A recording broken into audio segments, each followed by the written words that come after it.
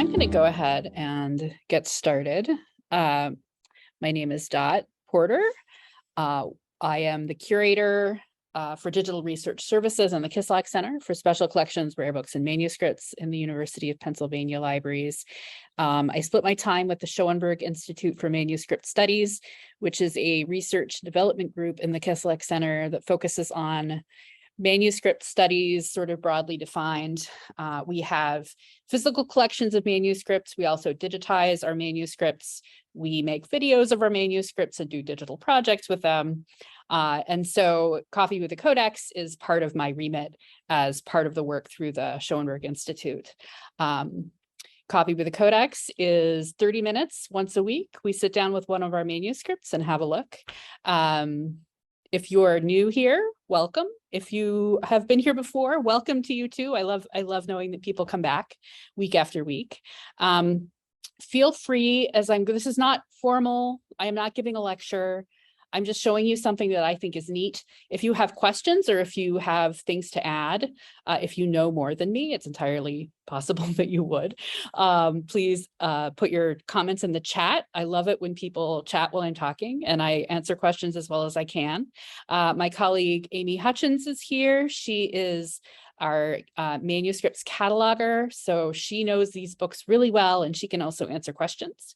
So without further ado, I am going to leave my little window and I'm going to come over here. I guess you can watch me if you want, I guess.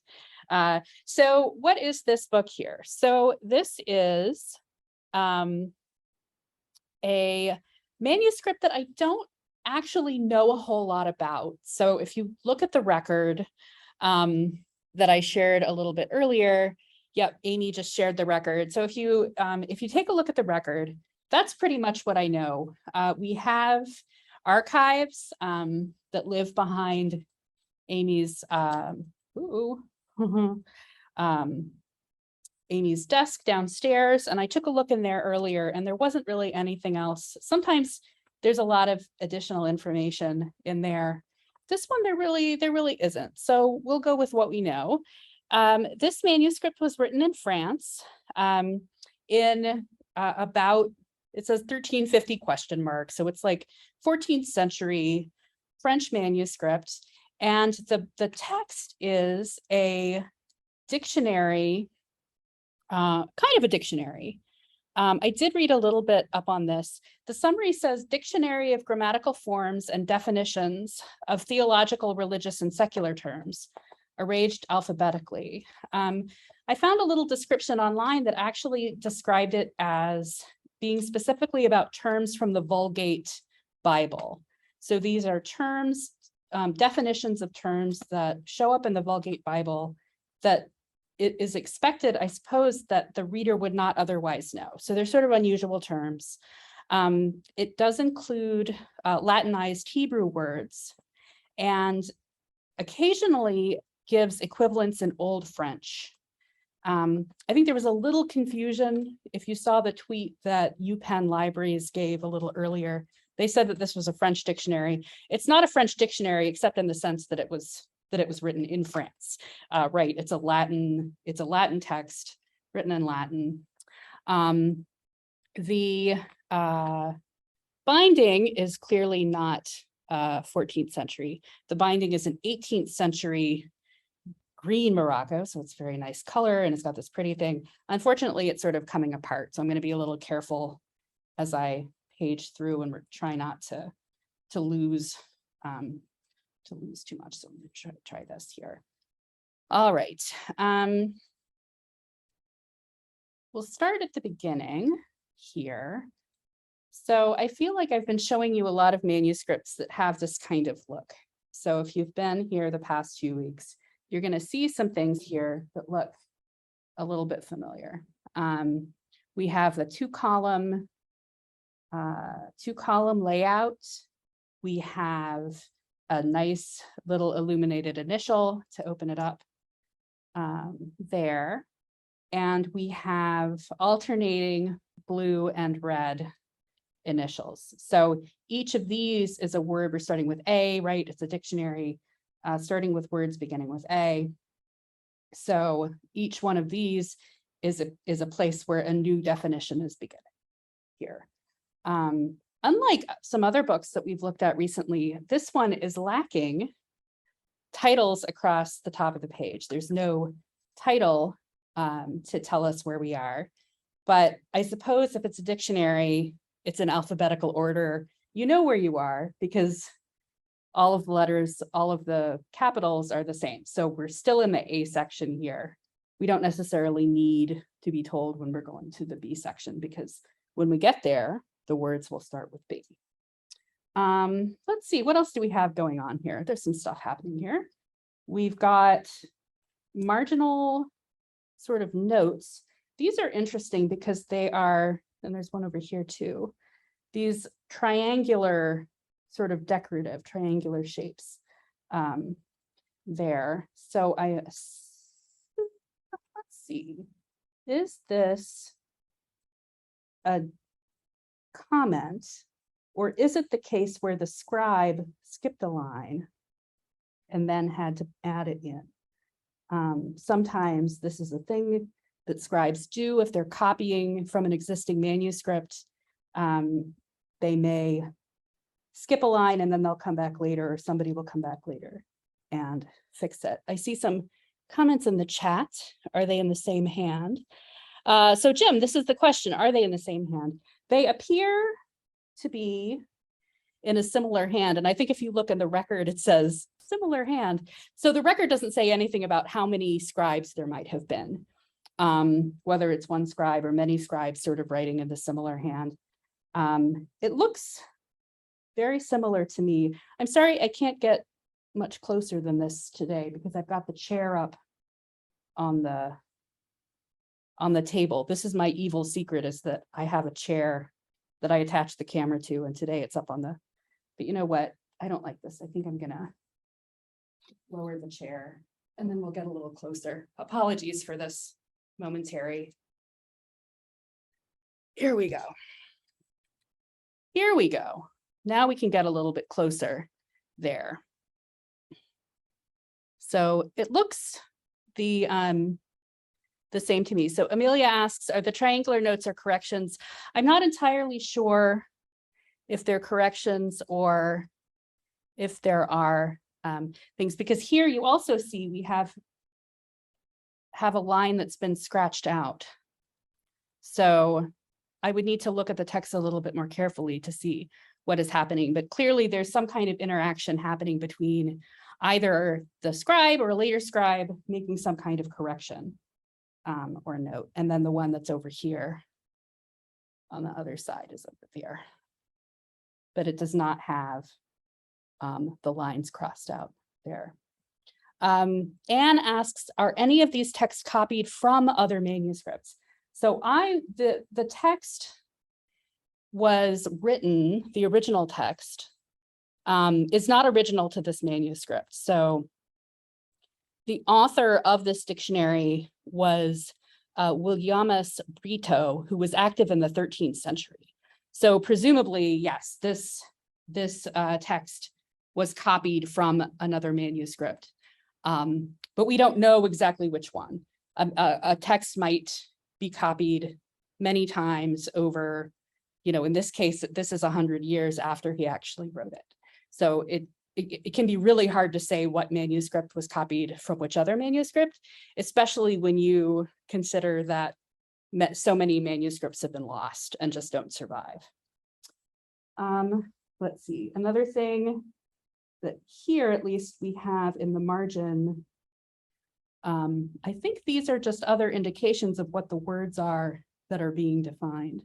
And I don't know why they've been written here. No, in this case, this is definitely something that's been added or a correction. So you see this little, it looks like a little percentage sign.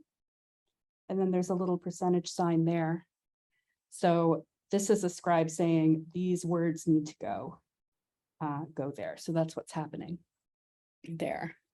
So Heather says, the triangles remind me of the text boxes in textbooks highlighting something important. I doubt that's what's going on here, but with the illumination around them, that is what my mind pops to first. So that's that's possible. It makes me wish my Latin was a lot better and then I could be more helpful. But it is interesting that they are there. And then here's one more. I realize we're still very early in the manuscript.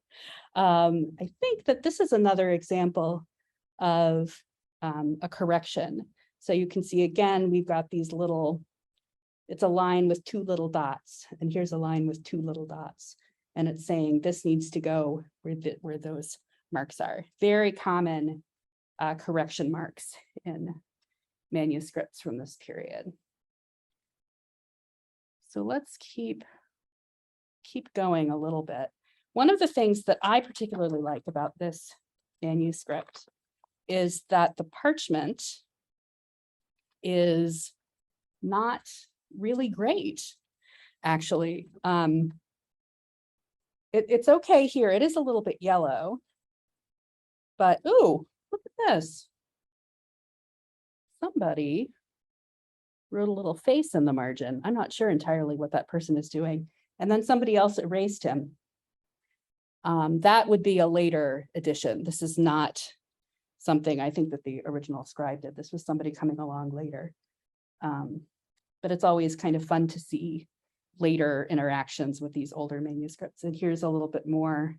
Here's another note or a correction, and then another couple of corrections. So this scribe was not super careful when he was copying this out. He made a lot of mistakes. The rulings are clearer than usual on that opening, the previous opening that you were on. You could really see the oh yeah, horizontal lines and the margins at the outer edges of the page. Mm-hmm. Yeah, so Amy is looking at the ruling, which I don't often say a lot about that, but this is sort of a frame ruling, and you can see up here these lines. They're really dark. It looks like almost they're drawn in ink. I don't think they are. I think it might be plummet. But you can see that before they wrote the text, they went through, or they, the scribe or somebody helping the scribe, measured very carefully the margins and the line between, how much space there would be between the columns, and then the lines themselves, all very carefully. And it goes all the way. It doesn't go all the way into the margin. It stops. It actually stops before we get into the margin. So that's sort of interesting there. And it's been trimmed. We'll see when we get further in that there's been a lot of trimming. Trimming is, you see it a lot. It's basically when a manuscript is rebound and you want to put it. I've had conversations with Nick about this, and I'm still not sure exactly how it works, but I think it's like it was done a lot with later collectors who wanted to have all of their books be the same size on the shelf. And so they would trim the books down so that they could put them in smaller bindings, and then they would fit. So you have all of your books are the same height and they don't look weird, different sizes. And so here, this has been trimmed, and there's actually still bits. It wasn't trimmed very carefully. It was sort of chopped. And so there's still little bits of the parchment coming up there. And of course, what happens is if there's writing on a page and you trim it, you lose that writing. And we'll see that, in fact, here at the end of this first quire, it's been trimmed, and this is called a catchword. So it's the first word at the top of the next quire. It helps the binder know what order to bind these gatherings of parchment that we call quires in. And that's been trimmed because the bottom of the page has been trimmed. Let's see. Elizabeth asked about plummets, and Amy explained it looks like pencil. Heidi, the frame lines around the text box are very messy. What's all that about?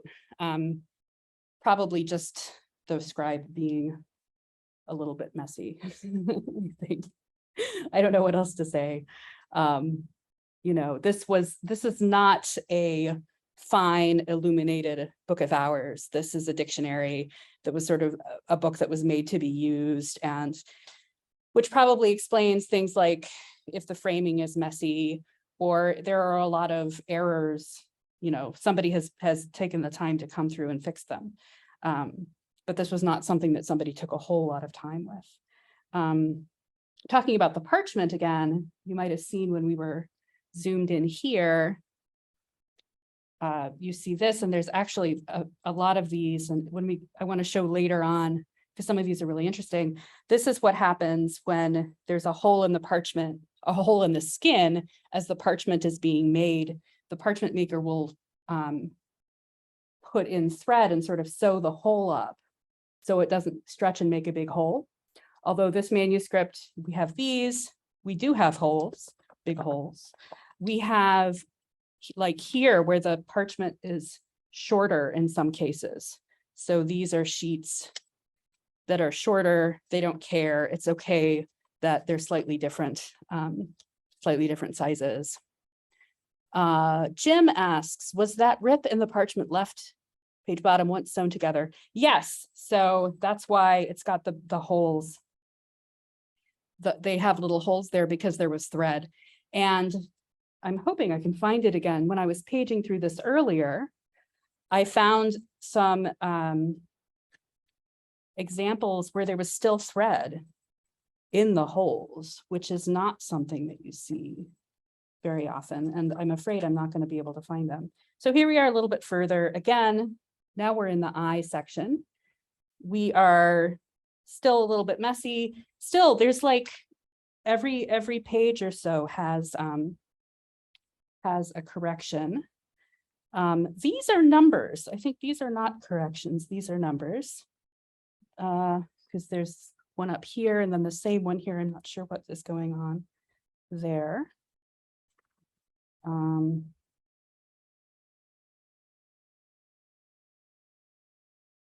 Let's see. Parchment oddness. Oh, here's something that we didn't really see earlier. And this is, okay, I'm going to tell you what I'm looking at in just a second. I just want to see. So earlier we looked at the framing and it was very dark. It was very dark framing. Here, I don't see any frame lines, but what I do see here at the bottom is these prick marks. So these little holes are what scribes used to make the frames. So you'd put the prick marks, you'd measure and put in the prick marks, and then you would draw a line from mark to mark.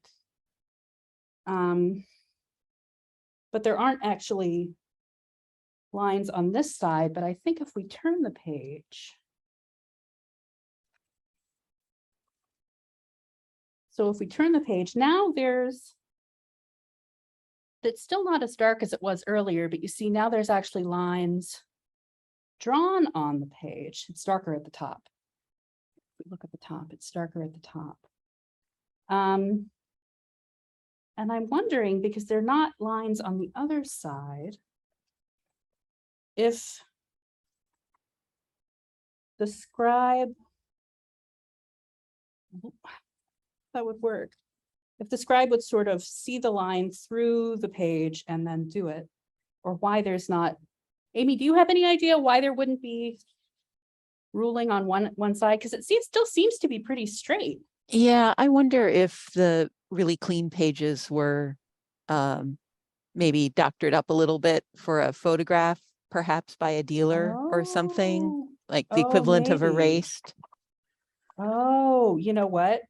Yeah, because this is, I see it here and here. And then suddenly there's no lines. And then on the next page, oh, I think you're right. Look at that. Because I see it on every other page. That is interesting. And I don't think I've seen that before. Is that something you see, Amy?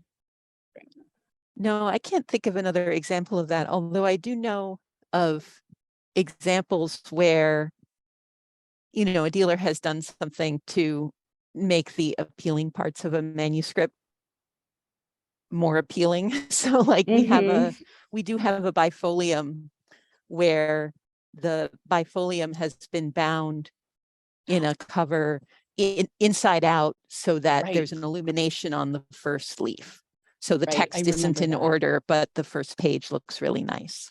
Right, which is what's important, really, when you think about it. I'm joking, but it's clearly what the person who did it thought about it. That's so interesting, because it does show sort of what was important to people at different points in time as they were interacting with the book. And while I think the framing is really neat to look at, clearly, you know, someone else did not feel that way. Let's see, I love I know they're not super decorative, but I do like these initials, the pen work. I just think they're really neat. And they're not exactly the same either. So I was hoping to have my micro camera out again today, but the tech didn't really agree with me. But I would love to see these different, all of these L's that have sort of slightly different decorations in the middle of them. I think they're really neat. And I like that they're blue and red alternating, but then you have the decoration of the red inside the blue and the blue inside the red. Dot, on that Yes. page, one back, it looks like the gatherings in this manuscript are signed, and I don't think that's in the record. So I'm sort of like, ooh, that should be in the record, but at the bottom of the recto side. Yes, that's what that is. So Amy is talking about this number here, this number 11. And I actually remember I noticed it when I was looking at it earlier. So there were a few different ways that scribes would communicate to binders the order, or with each other for that matter, the order that these quires were supposed to be bound in. And one way is with, which I already mentioned, catchwords, but then the signatures is another way of doing it. So when Amy says it's signed, she means that there's a number that's actually telling us that this is quire 11. And if we go back here, at some point, then there should be quire 10, and there it is, quire 10. And this catchword has been almost completely chopped off. And I'm also noticing these here, there's also this, I'm not sure what that is, because I think that only appears at the end of quires as well. I'm very intrigued by that too, because it looks to me like maybe that is the word emendatus consistently. And I wonder if that means that this manuscript somehow was checked. I don't know. Oh, that could be. Like that gathering was checked. Yeah, so the person who's going through and making these corrections every time he gets to the end of a quire, he's signing it. But I'd have to look into it more because I haven't seen that in any other manuscript. Yeah. That we have, at least. No, I haven't seen that before either, but I think that's pretty neat, because somebody, I mean, there are so many, oh, you can't see my finger. There are so many corrections. It does seem like it was like a systematic checking that went through for this to be done. Yes, and Elizabeth is asking, is this the origin of the word signature in bookbinding? And Amy replies, yes, or they come from the same idea. And I think that's right. I think just generally you need, you know, when you're putting together a complex object, like a handmade book is a sort of complex thing, especially if it has lots of parts.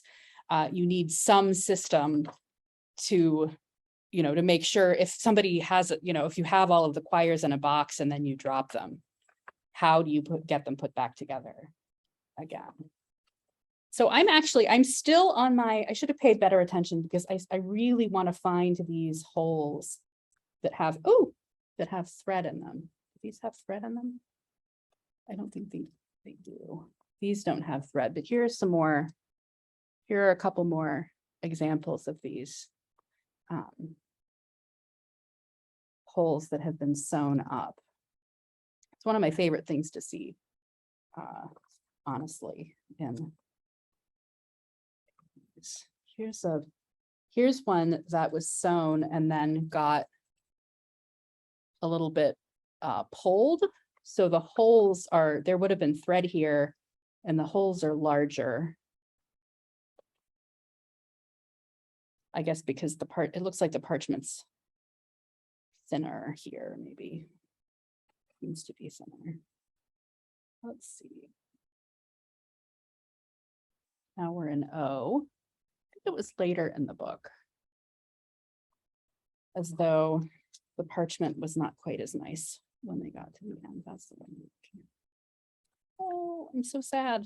I should have put a marker in, but I thought I'll be able to find that again. I'm sure.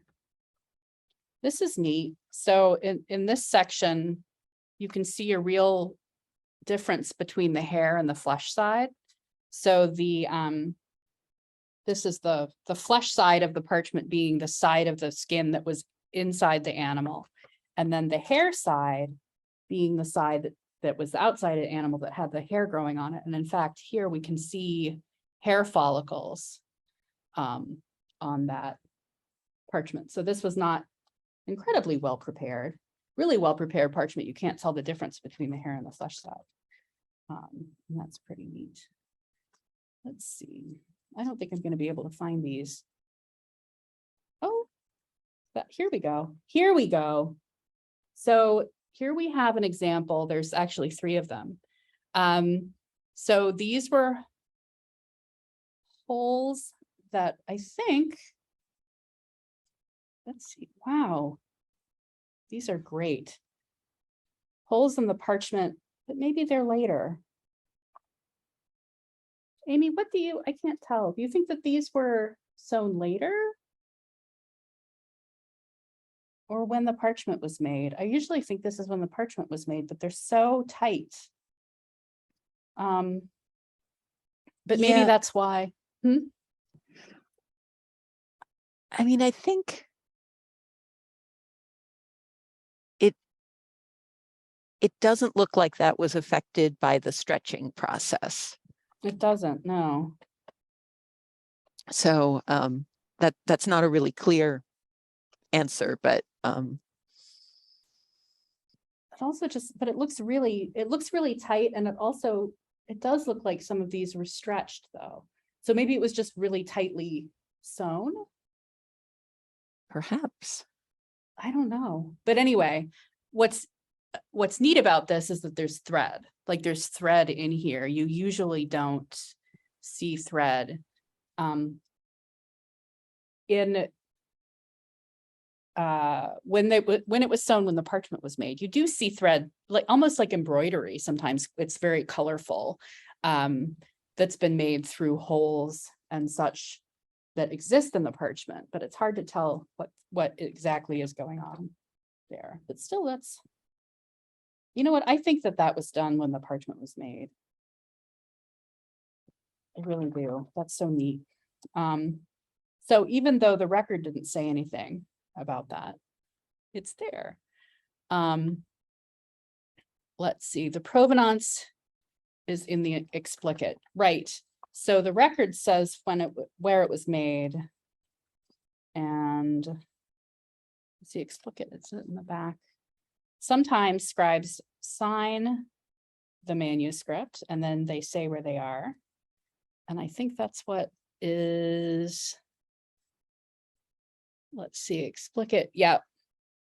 So here's the explicit, here is the scribe saying, let's see, it's in, here's the text, it's got the name of the text, and it says Beate Mariae Regalis Montis, which is the name of the name of the monastery. So we do actually know where this was made because the scribe signed it.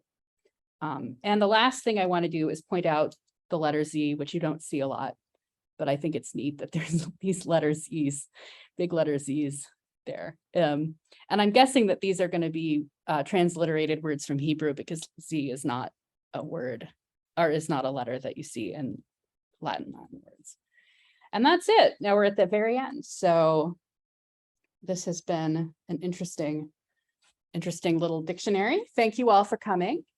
And come back next week because Nick is going to talk about an illustrated, illuminated missal, and that's going to be really fun.